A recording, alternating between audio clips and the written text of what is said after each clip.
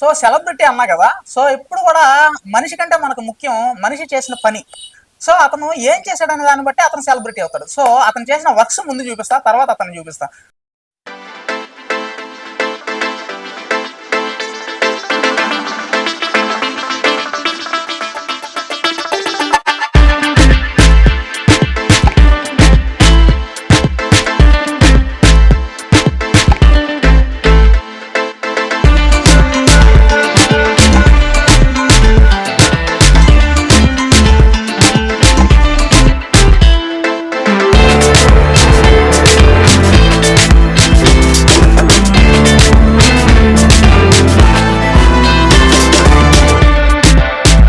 చాలా కాలం దగ్గర దగ్గర 4 years అయిపోయింది కలిసి మిమ్మల్ని.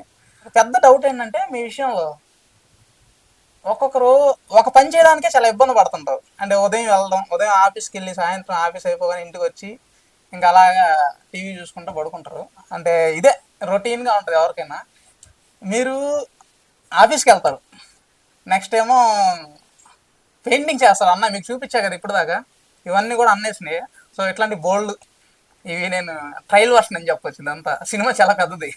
సో పెయింటింగ్ చేస్తారు, మళ్ళీ యాక్టింగ్ చేస్తారు, ఈ షార్ట్ ఫిల్మ్స్ స్క్రిప్ట్ రాసుకుంటారు, ఎడిటింగ్ చేసుకుంటారు, మీరే రిలీజ్ చేస్తారు, ఒక 2-3 యూట్యూబ్ ఛానల్స్ మెయింటైన్ చేస్తారు, మళ్ళీ ఫ్యామిలీతో సినిమాలకు వెళ్తాడు. నాకు అది పెద్ద విషయం. ఇవన్నీ చేయడం ఒక తంత అయితే, ఫ్యామిలీని చూసుకోవడం అంత మామూలు విషయం కాదు. సో ఫ్యామిలీని సాటిస్ఫై చేయడం ఎంత కష్టమో మీకు తెలుసు. సో ఇవన్నీ చేసుకుంటూ కూడా జాబ్ చేసుకుంటూ మళ్ళీ ఫ్యామిలీతో సినిమాలకు వెళ్తాడు. నేను 2-3 times ప్రీవియస్ కూడా అడిగాను అనమాట అన్నని, ఏంటన్నా అసలు సినిమాలకు తీసుకెళ్తావు, అన్నీ చేస్తావు ఎట్లా అంటే, అది టైం మేనేజ్మెంట్ అని సింపుల్గా చెప్తాడు. సో ఒక్కసారి ఆ విషయంలో ఇంకా డెప్త్గా అడుగుదాం అన్నని.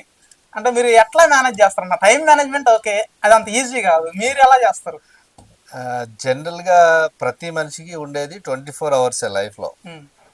సో ఈ 24 hours కూడా మనం డివైడ్ చేసుకొని దాన్ని 24 hours ఉన్న రోజుని ఒక 24 days లాగా డివైడ్ చేసుకుంటే మనం ఏ పనైనా చెయ్యగలం. అంటే 24 days ఎలా డివైడ్ చేసుకుంటాం అంటే 1 hour ఈచ్ 1 day. సో అలా డివైడ్ చేసుకుంటే చాలా టైం ఉంటుంది మనకి.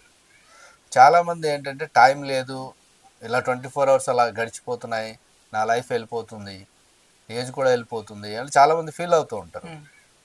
కాకపోతే వీటన్నిటికీ ఒక రీజన్ ఉంది. ఏది? అన్నీ మెయింటైన్ చేయాలి అంటే ఫస్ట్ ఆఫ్ ఆల్ మనం సంతోషంగా ఉండాలి. ఎప్పుడైతే మనం సంతోషంగా ఉంటామో అన్నీ కూడా ఈజీగా మేనేజ్ చేయగలుగుతాం. లేదంటే మనసు గందరగోళంగా ఉండి మైండ్ అప్సెట్ చేసుకొని జీవితం ఇంతే అని, ముఖ్యంగా యువతకి నా లైఫ్ అయిపోయింది 25-30, జాబ్ రాలేదు, నేను చదువు లేదు.